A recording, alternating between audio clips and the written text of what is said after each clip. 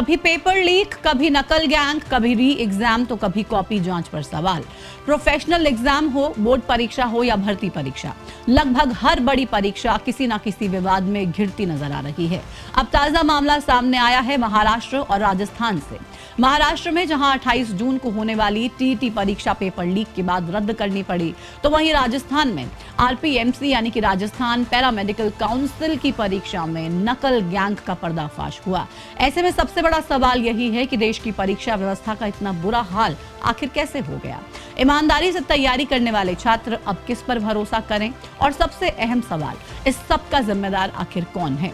नमस्कार, आपके साथ में प्रतिमा दत्ता। इस पूरे विषय पर आज आपको विस्तार से जानकारी दूंगी। पिछले कुछ महीनों में एक के बाद एक कई ऐसी घटनाएं सामने आई जिन्होंने देश भर के लाखों छात्रों की चिंता को बढ़ा दिया। नीट पेपर लीक, सीबीएसई के नए मूल्यांकन सिस्टम पर विवाद हुआ, महाराष्ट्र टीईटी और फिर राजस्थान पैरामेडिकल परीक्षा में नकल कराने की बड़ी साजिश। लाखों छात्रों का भविष्य दांव पर लगा है और अब सवाल पूरे परीक्षा तंत्र की विश्वसनीयता का बन गया है। सवाल यह है कि क्या देश में एक परीक्षा भी सही ढंग से नहीं करवाई जा सकती। जयपुर के प्रभा देवी मेमोरियल पीजी कॉलेज में पैरामेडिकल परीक्षा के दौरान बड़ा फर्जीवाड़ा सामने आया। आरोप है कि झुंझुनू के कॉलेज के 45 छात्रों को पैसे लेकर पास कराने की पूरी साजिश रची गई थी। करीब 5.5 लाख रुपए का सौदा तय हो गया था।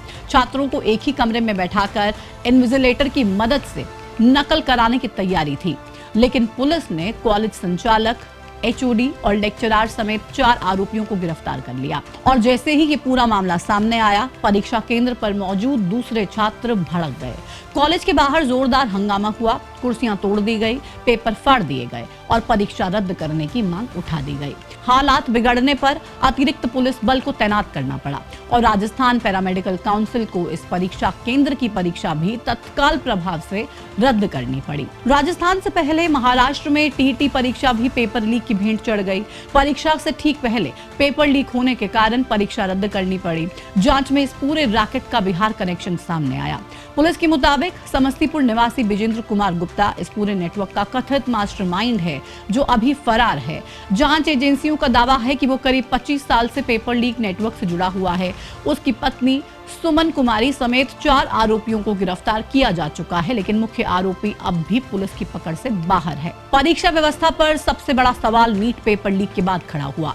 3 मई को हुई नीट यूजी परीक्षा का पेपर लीक हुआ, जिसके बाद परीक्षा को रद्द कर दिया गया। 21 जून को 20 लाख से ज्यादा छात्रों ने दोबारा परीक्षा दी। इस बार सुरक्षा पहले से ज्यादा कड़ी रही, लेकिन छात्रों का कहना है कि सिर्फ एक सफल परीक्षा से भरोसा वापस नहीं आ पाएगा, क्योंकि एक पेपर लीक सिर्फ लाखों छात्रों की कई सालों की मेहनत पर पानी फेर देता है। इतना ही नहीं, इस पूरे मामले को लेकर देश की सियासत गरमाई हुई है। विपक्षी दल भी सरकार पर हमलावर हैं। नीट परीक्षा में गड़बड़ी को लेकर केंद्रीय मंत्री धर्मेंद्र प्रधान के इस्तीफे की मांग भी लगातार जारी है। बार बार सामने आ रहे पेपर लीक, नकल गैंग और परीक्षा रद्द होने जैसे मामले सिर्फ कानून व्यवस्था की चुनौती नहीं है, ये देश के भविष्य से जुड़ा सवाल है। करोड़ों छात्र सालों मेहनत करते हैं, परिवार अपनी जमा पूंजी खर्च करते हैं, लेकिन जब परीक्षा पर ही सवाल उठ जाएं, तो सबसे पहले भरोसा टूट जाता है।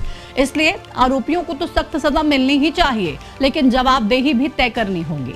तकनीक को और मजबूत बनाना होगा। परीक्षा से लेकर मूल्यांकन तक हर प्रोसेस को पूरी तरह से पारदर्शी बनाना होगा और ऐसा तंत्र तैयार करना होगा जहां मेहनत करने वाले छात्र नतीजे पर बिना किसी डर और बिना शक के भरोसा कर सकें, क्योंकि परीक्षा सिर्फ नौकरी या फिर दाखिले का जरिया नहीं होती, बल्कि करोड़ों युवाओं के सपनों की पहली सीढ़ी होती है।